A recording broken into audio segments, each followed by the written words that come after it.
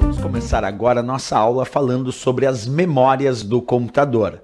É muito importante, quando nós começamos a falar sobre as memórias, saber que as provas de concurso pedem muito sobre memória RAM, memória ROM, memória cache, memória flash, entre outras memórias que o computador tem.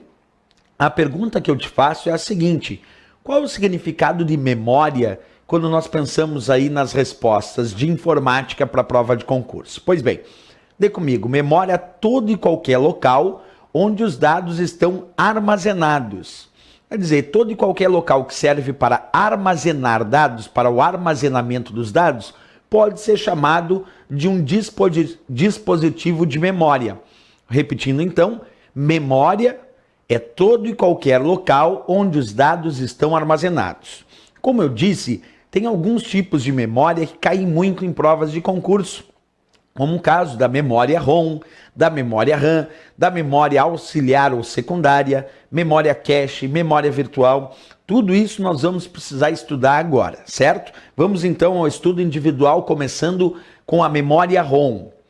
Primeiro, quando nós falamos sobre memória ROM, é importante saber que ROM significa, por tradução, memória somente de leitura. Read Only Memory, memória somente de leitura.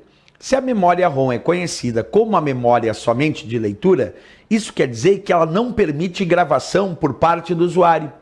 Como assim, professor? O usuário só pode ler os dados que estão armazenados na memória ROM? Exatamente. Quem grava os dados no componente de memória ROM é o fabricante.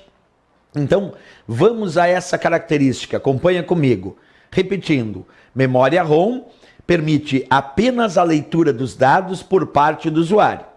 Isso significa que o usuário não pode gravar os seus arquivos num componente de memória ROM. Professor, mas e quem é que escreve na memória ROM? Quem é que grava dados na memória ROM se ela é somente de leitura para o usuário? Quem escreve, quem grava os dados na memória ROM é o fabricante, porque ela é somente de leitura, apenas de leitura para o usuário. Mas para o fabricante, claro que não, porque alguém teve que escrever. Então, o fabricante grava os dados num componente, como por exemplo um microchip de memória ROM, e o usuário só faz a leitura desses dados. Então, quem grava no componente com memória ROM, é bom se dizer, é o fabricante desse componente, certo? Outra característica interessante de debater sobre a memória ROM, muito é abordado em prova esse quesito, que ela é considerada uma memória não volátil. Isso quer dizer que a memória ROM não depende de energia elétrica para manter os dados armazenados. Repetindo então, a memória ROM é uma memória não volátil, não perde os dados na ausência de energia elétrica. Como assim, professor? Explica de forma mais fácil. Tu imagina que tu desliga o teu computador, certo?